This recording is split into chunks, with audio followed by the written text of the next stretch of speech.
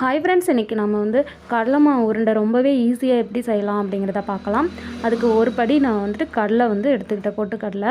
அதுக்கப்புறம் 1 கிலோவுக்கு வந்து 3/4 கிலோ வந்துட்டு நான் வெல்லம் எடுத்துக்கிட்டேன். ஸோ வெல்லத்தை நம்ம ஃபஸ்ட்டு நம்ம தண்ணி ஊற்றி நல்லா கரைச்சி எடுத்துக்கலாம். தண்ணி நல்லா வந்து சூடாகட்டும். இப்போ நம்ம வெல்லத்தை இதில் சேர்த்திக்கலாம்.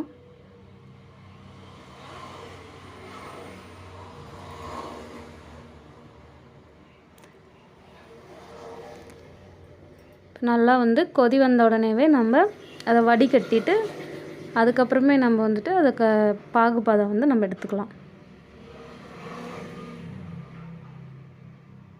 இப்போ கொதிச்சிருச்சு, இப்போ வடிகட்டிக்கலாம்.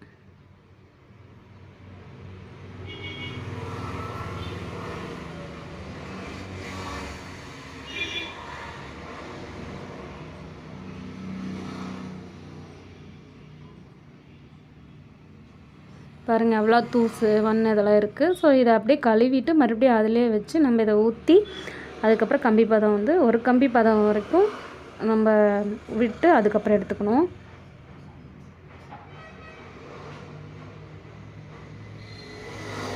இப்போ வந்து ஏலக்காயும் நம்ம இதில் சேர்த்திக்கலாம்.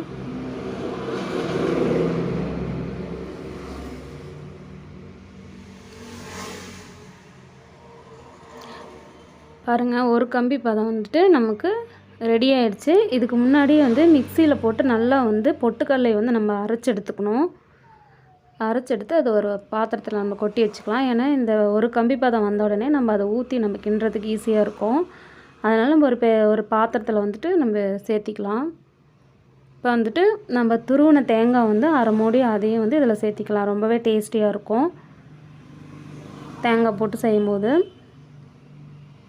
ரொம்ப ரொம்ப ஈஸியாக இருக்கும் ஃப்ரெண்ட்ஸ். ஆனால் ரொம்பவே டேஸ்டியாக எல்லோரும் விரும்பி சாப்பிடுவாங்க.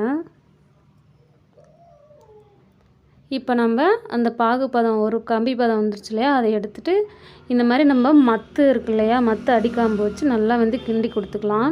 அது கிண்ட கிண்ட நல்லா நமக்கு அந்த மாவு உருண்டை பிடிக்கிற அளவுக்கு நம்ம பதம் வந்துடும். கொஞ்சம் கொஞ்சமாக ஊற்றி நம்ம நல்லா வந்து கிண்டி அதுக்கப்புறமே பார்த்திங்கன்னா நமக்கு அந்த கடலை மாவு உருண்டை பதத்துக்கு வந்துடும். எல்லா பாகையும் கொஞ்சம் கொஞ்சமாக ஊற்றி இந்த மாதிரி ரெடி பண்ணிக்கலாம். இப்போ லைட்டாக சூடு இருக்கும்போதே நம்ம வந்து உருண்டை பிடிச்சிக்கணும். அப்போ தான் நமக்கு உருண்டை வந்து நம்ம அப்படியே நல்லா ஸ்டிப் பண்ணிக்கும்.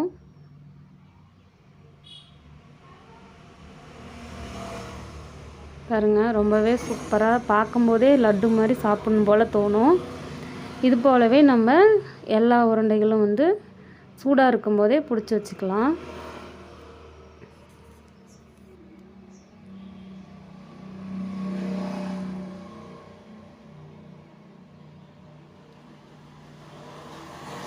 சரி, இது போல் எல்லாத்தையும் நான் பிடிச்சிட்டு காட்டுறேன்.